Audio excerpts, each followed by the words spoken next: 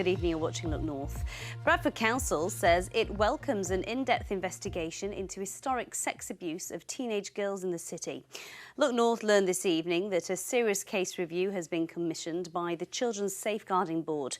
It follows the jailing of 9 men early this year for grooming and raping 2 14-year-old girls who were living in children's homes in 2008. A call by one of the victims for a full public inquiry was initially rejected. Our Home Affairs correspondent Emma Glasby reports. 9 men were jailed earlier this year for sexually abusing 2 girls in Bradford. Those girls were 14 and living in a children's home when the abuse started. Now, following the trial, one of the girls, Fiona Goddard, waived her right to anonymity, and she has been publicly calling for an independent inquiry. Well, in March, I spoke to the woman in charge of Bradford's children's services about that call for an inquiry. This is what both women had to say. I lived in a care home, and I know that most of the girls in the care home, barring about 3, were all getting sexually exploited as well. There definitely needs to be a public inquiry, and I think it needs to be an independent one. I don't think it should be done by social care. I think it needs to be an independent person. I'm not seeing evidence that there is a wide-scale, large issue specific to Bradford.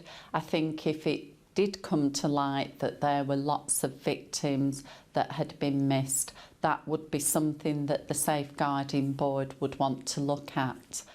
Last week, a BBC Look North investigation revealed another survivor of abuse had come forward.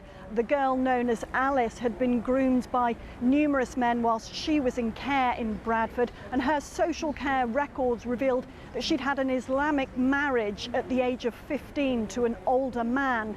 Now, a document I've seen from the chair of the Independent Safeguarding Board has described this as a serious case review rather than an independent inquiry. It will be carried out by someone independent. It will focus on all CSE in Bradford, and it will be published. David Greenwood represents survivors of abuse. It's really disappointing to know that these types of street exploitation cases were not picked up much earlier. We had all assumed that the police were dealing with them and were prosecuting them. It turns out that they weren't, and that information sharing between councils and the police wasn't as good as it should have been. So, we can't put the past right, but we can learn from the past, and I hope that this review will be the start of it.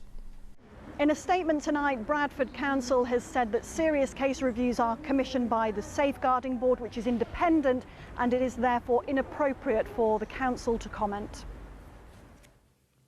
Meanwhile, another 40 people have been arrested or interviewed over the last 2 months in connection with child abuse in Rotherham.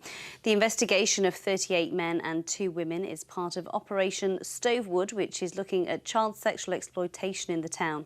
It follows allegations made by 13 victims about sexual abuse between 1997 and 2015.